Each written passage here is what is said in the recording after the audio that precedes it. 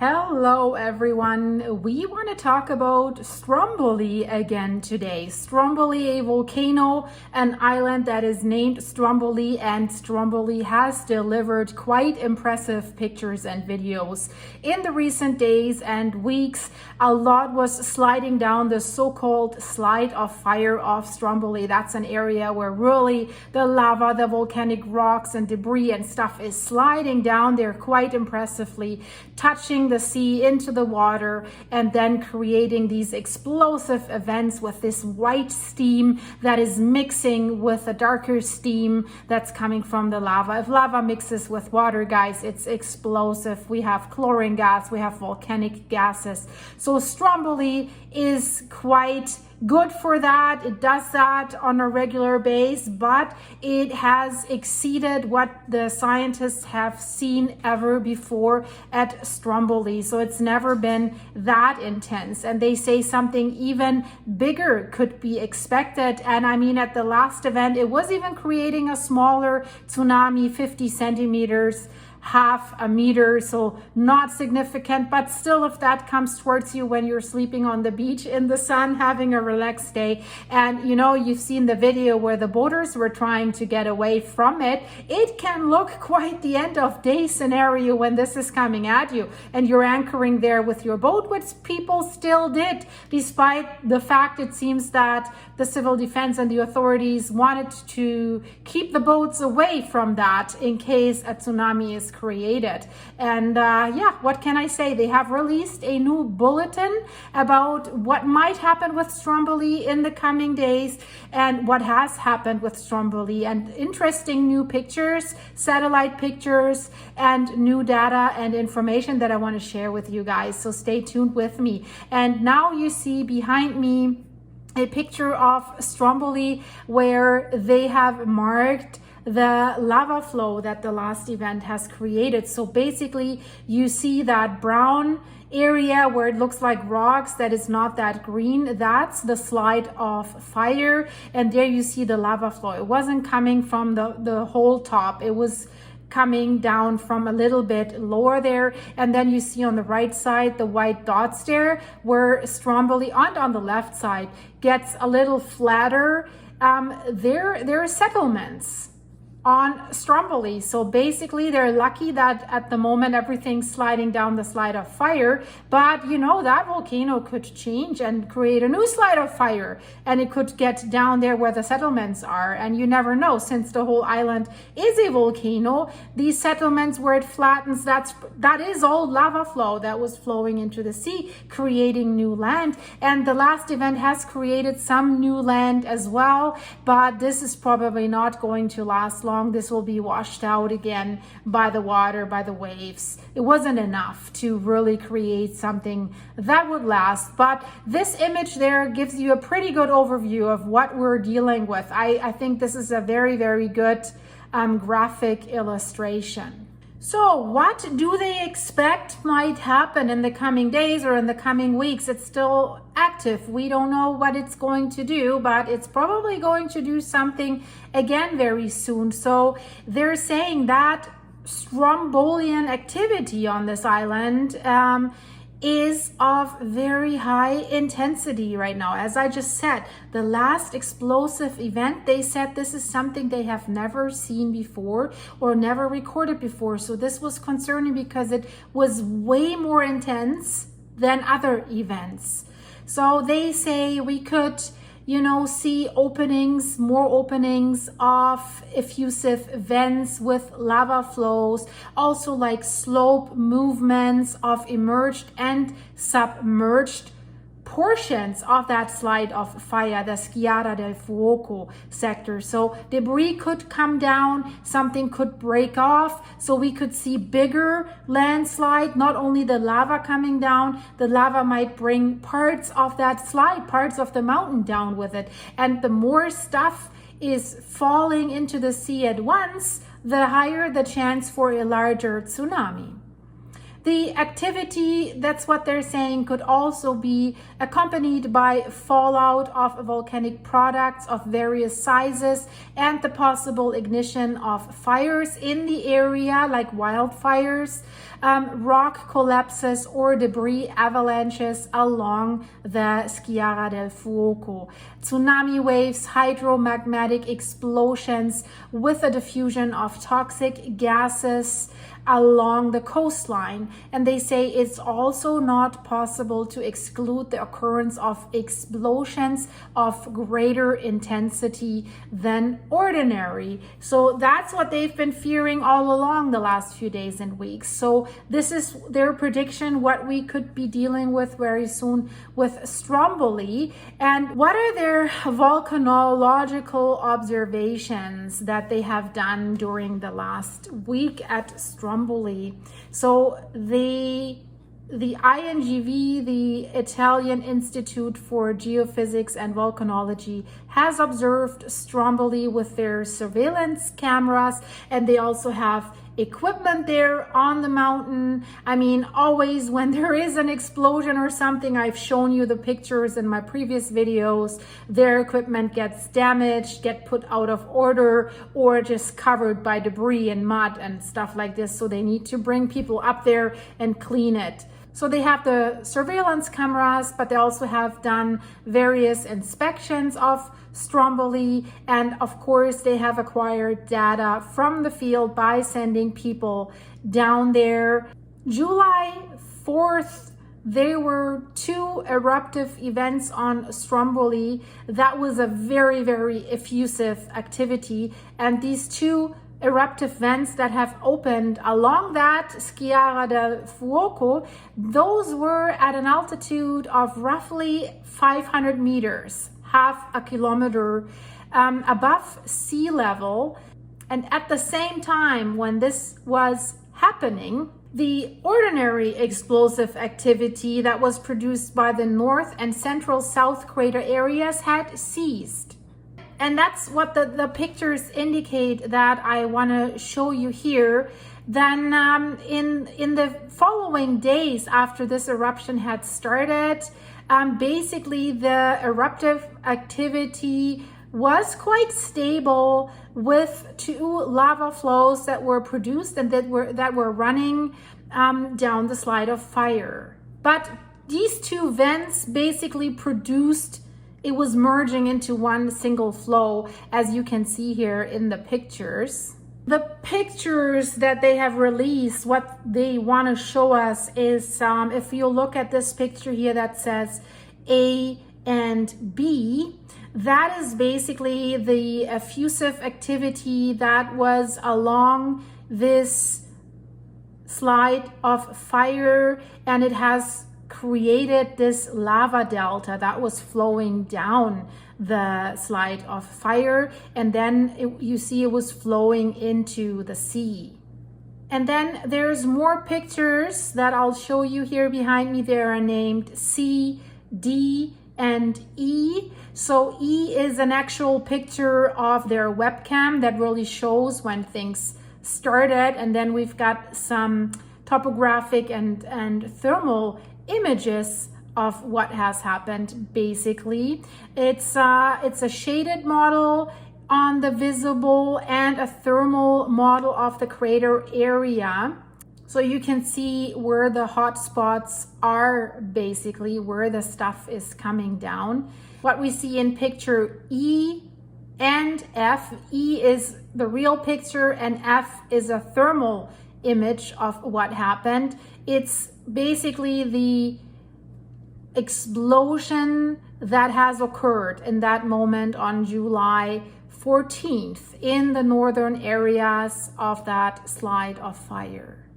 Let's talk about the paroxysmal event that happened at the slide of fire of Stromboli on July 11th. So what is paroxysmal? It's highly explosive. It's like an out of the ordinary event, and that's what they called it. They had never seen something like this before. It was an explosion that happened on Stromboli that was higher than the ordinary, and that's why it was classifiable as paroxysmal explosive event. It was produced by the northern crater area of Stromboli on this crater terrace, and it did develop pyroclastic flows with rapid rapid and extensive expansion into the sea.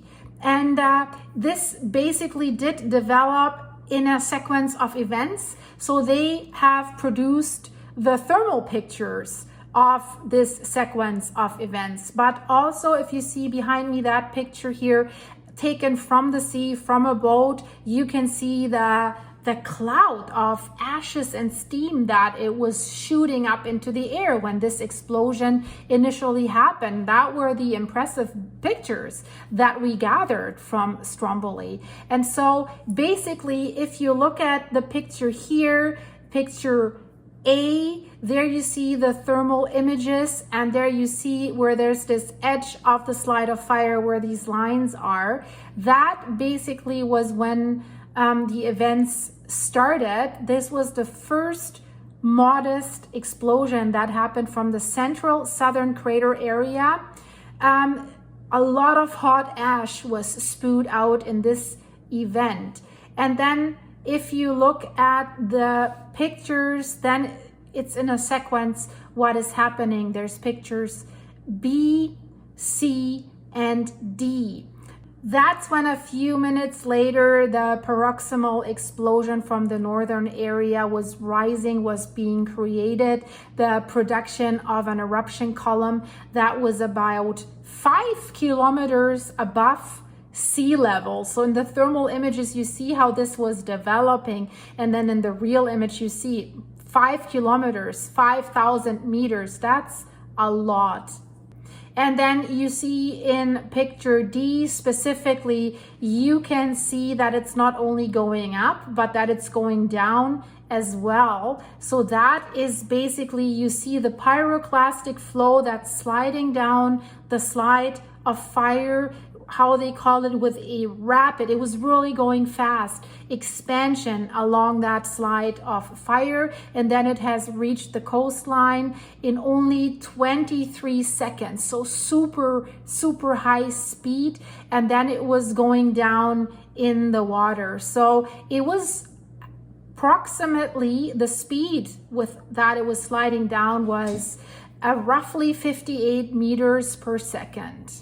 After that happened just a few minutes later, this paroxysm, this highly explosive event, it didn't last too long. It roughly lasted a few minutes. It did close down with a series of like secondary pyroclastic flows, but those did have a lower energy than the first one. And then what happened in the hours following this pyroclastic event, it was getting quiet with the exception of a single modest explosive event in the northern crater area that was occurring the other day, like on July 12th.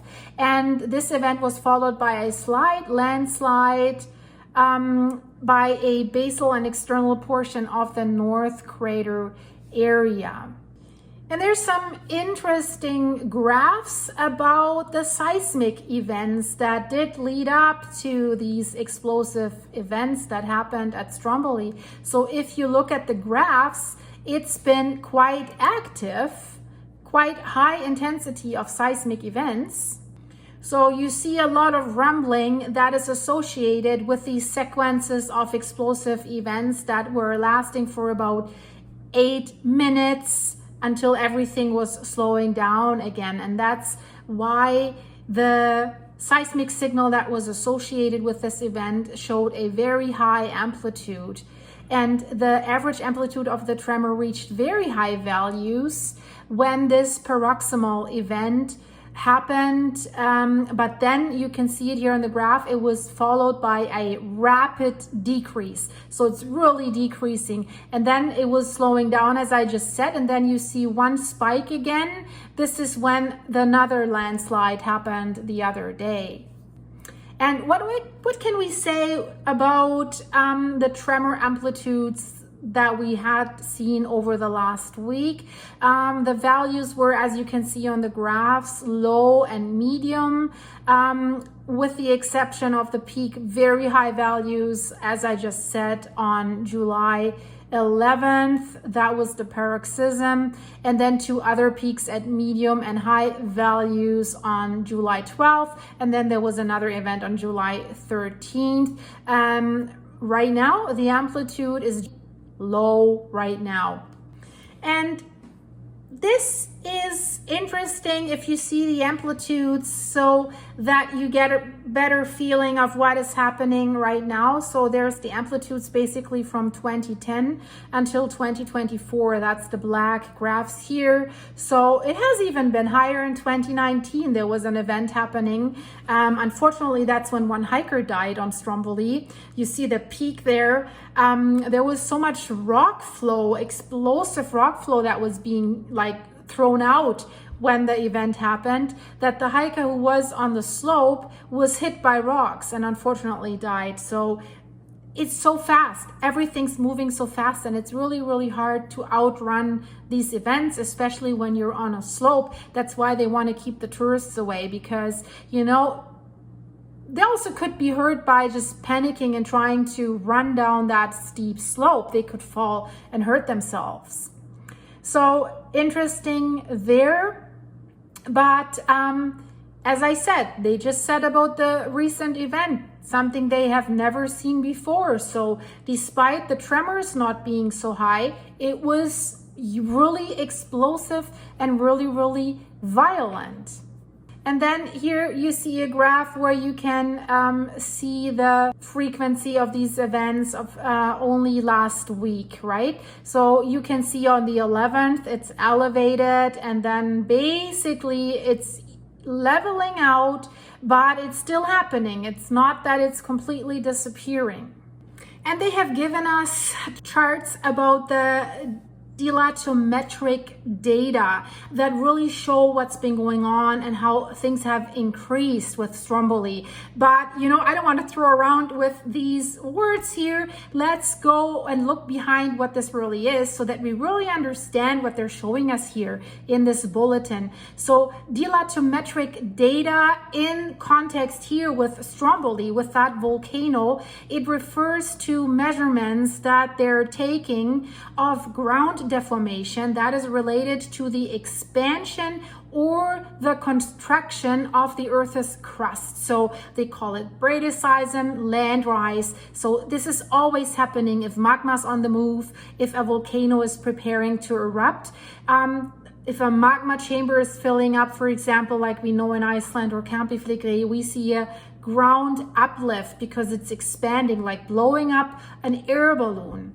So these dilatometric data, these measurements are like crucial for you to for scientists to understand the behavior of a volcano. I mean, they don't have many tools available to really understand what a volcano is doing because they can't look into the inside. So they have to grasp for every straw that they can get. And these measurements are very, very crucial, because particularly the changes in magma pressure and the movement of magma within the volcanic system is something that they want to know the most about. And this, as I said, this is an indication if the land is rising or if it's subsiding.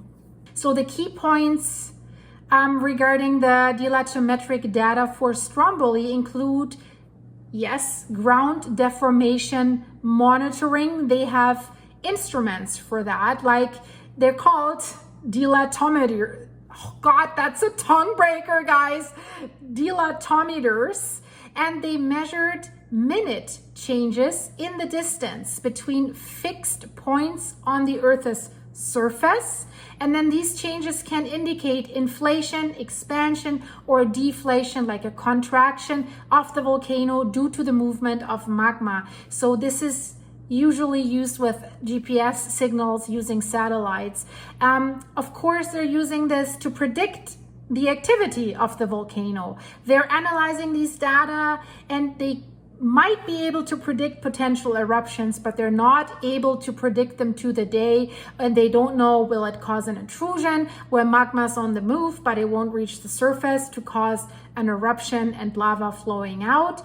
But definitely they can see changes. So an increase in ground deformation typically typically signals rising magma and increasing pressure that could lead to an eruption. And that's why these charts here for Stromboli tell us a good story. Of course, they're also using real-time data. They continuously monitor all these volcanoes so that they're getting immediate insight so that they can warn the population, increase the alert levels, get out in like evacuation orders and stuff like this. So timely warnings is here the goal. But they're also using these data, they're mixing them to get a broader picture with other geophysical and geochemical data like seismic activity. We just talked about this. Gas emissions, are there gas emissions that could be visible, like the fumaroles in the Solfatara crater at Campi Flegrei? Are there thermal anomalies? So all this is used to try, I'm saying try, to build a comprehensive picture of the volcanic system's dynamics. That's what they're doing in Iceland right now. We know the shallow magma chamber underneath Stromboli, where the Blue Lagoon is located, it's filling up again because the land is rising again. So that's why they say we will probably see the next eruption in 3 weeks. And of course, if you have a volcano that does something on a regular base, you can say, well, if the land rises that high, that's when usually we will see an eruption. And that's what they're doing in Iceland right now at the Sutnuka crater series, because eruptions have been going on there since last December, starting with the first intrusion in November and then basically once a month. So that now they know, and that's why they're saying right now the magma chamber has reached the critical point. So now it has added magma, and at that point it could trigger an eruption. So especially here with Stromboli also, that is known for its persistent explosive activity. The dilattometric data is a vital component of their monitoring network to see what is going on. It helps the volcanologists to understand and mitigate the risks that are associated with these kinds of eruptions. And so now let's actually look at the graphs now that we have a little bit of background knowledge, hopefully, so that we can understand that a little better. The first graph that I want to show you here on top, it shows a constant increase basically since July 2023 up to July 2024. So you can really see a gradual increase. But of course, whenever it has some activity, there was a dip, there was a subsidence. And then also what you see below is the strain that they have recorded just in the last week. And then on the very right, that is very interesting.